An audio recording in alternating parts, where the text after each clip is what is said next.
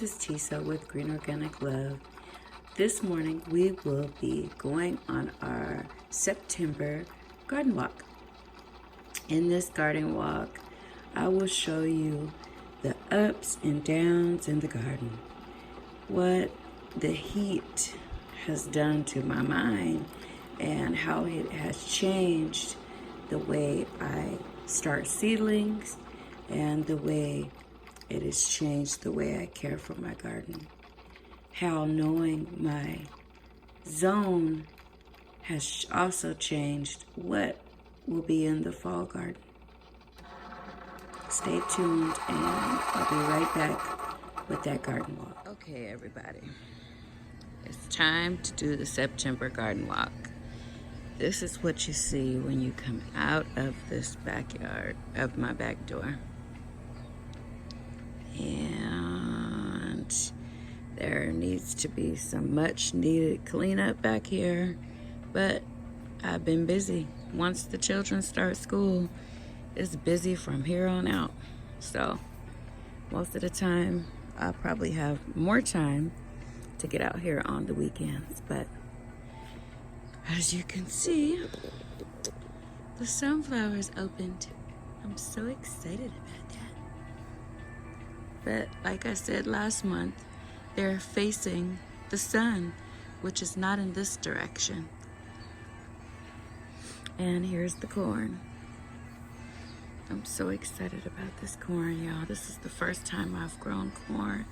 And there is average 2 corn per stalk. So some of them don't even have corn yet. But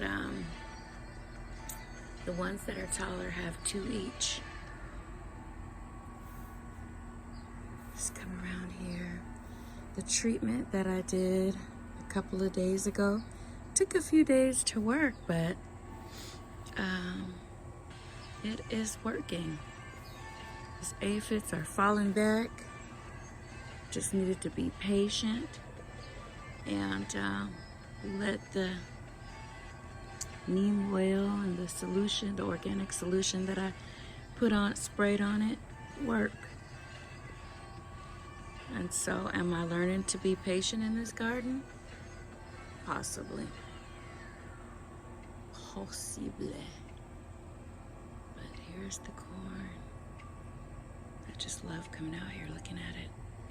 It looks so healthy. And had I not got a closer look up on this corn, these individual corn, where that, I don't know what that's called. I call it hair. I guess it's corn hair. I don't know what that is, but I'm sure somebody will correct me. But I got a closer look under that, and that's where I saw all the aphids gathered. I guess they like warm, moist places. Yes. So I put some yellow bell pepper and red bell pepper down next to this corn, and this is one of my apple trees. It seems to be thriving. It seems to be doing very well. It's growing. I haven't cut anything off of it, but it seems to be, there's a couple of yellow spots on it, on the leaves, but other than that, I might just grab those off of there when I do the garden maintenance. But other than that, it's thriving. It's doing well. It has a lot of stuff around it, which it doesn't seem to be not doing so well because of the stuff that's around it. But we shall see. Hopefully we'll have apples next year. I don't know when apples grow, but when I do that, learning about these pink ladies, I'll find out when they produce. This tire is my cucumber plant that I thought was gonna die. It didn't look so hot when I put it in here. It didn't look like it was gonna make it to the next day, but I put some 511 in there. And it has just started thriving since.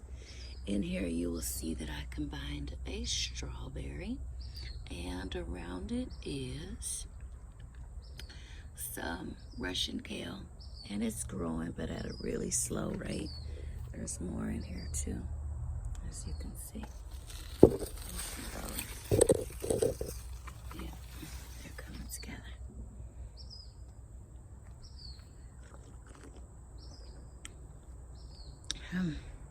This is another apple tree, and it is getting tall, you guys. Can you see that, everybody? That tree is gonna be some kind of a tall tree. This over here is the guava tree. Yep, never seen any guava from it, but upon further research, I saw, we figured that this tree is called a guava tree. What kind of guava tree? I don't know. I have no idea, but it's called a guava tree. That is the nectarine tree right there. And the nectarines from that tree were so delicious. Oh my goodness, they were so good. I did quite a bit of cutting back on that tree because it was all over the place. The limbs were, the branches were everywhere. You couldn't even get back through here. But once I did that, the nectarines just got bigger, juicier, and sweeter. So the importance of taking care of your trees, I can't emphasize that enough. Let's come over here.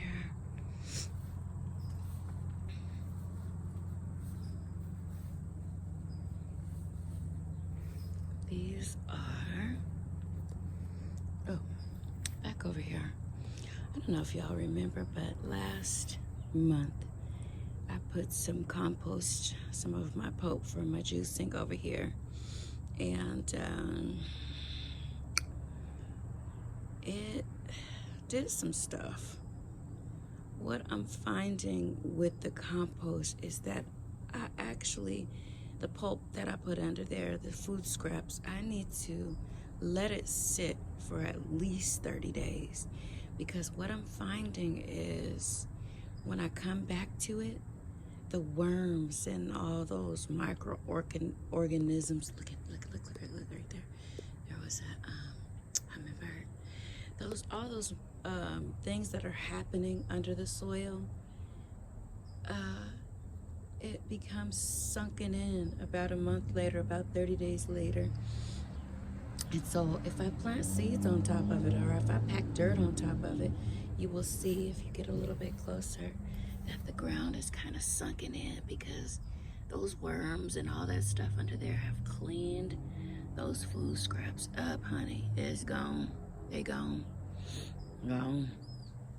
So, yeah. These right here are okra. I had them planted in a cup, and my little red cup, and I decided to take them out before they died, and they seem to be doing okay. They are making it past 5 days. So I have strong belief to think that they could possibly be in the fall garden, but I don't know. We'll have to see. We'll come back and see if they survived. And these were, remember I told you I planted 6 corn right there? Well, there's 3 of them. Don't know what happened to the other 3, but maybe they'll come and join the rest of us. Maybe. So this is the tomato plants that I transplanted from the buckets over here. I noticed that as the weather cools, and it's cooling slowly,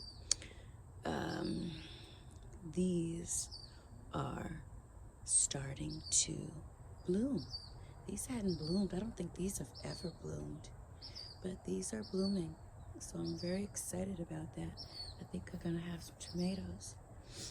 And this is the overrun tomato trees that I had back here. They trees now, but bushes.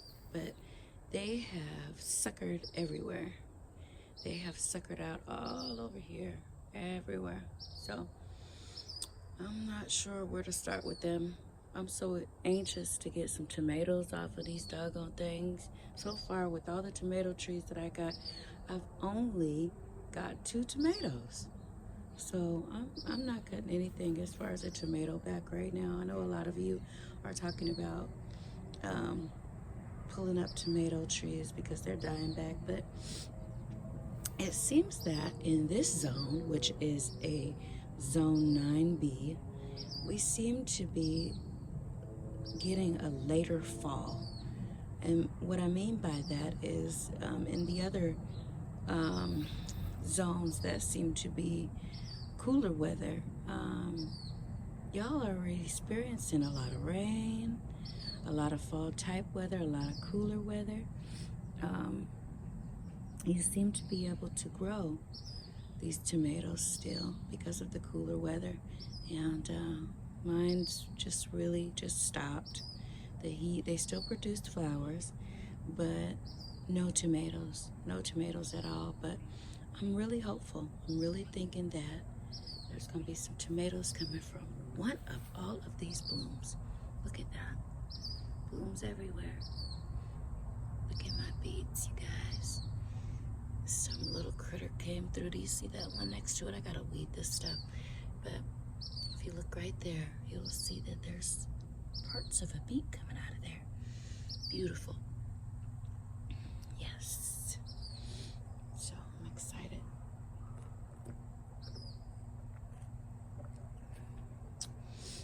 Moving on along. Oh, there's a strawberry right there. So these are the watermelon plants that my daughter planted. They seem to be doing very nicely. Yes, and these are the purple green beans that I planted. They are coming up just the way I wanted them to through this bench.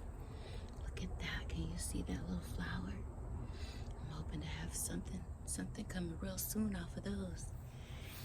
Yep. And of course, any and everything that I plant in here comes along really nicely and then just dies. So let's not talk about that.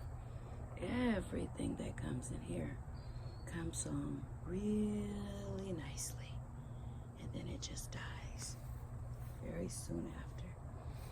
So that's gonna do it for this morning's garden walk, and some of the other garden will be brought to you in another part. Thank you so much for watching, and grow with love, everyone. Grow with love.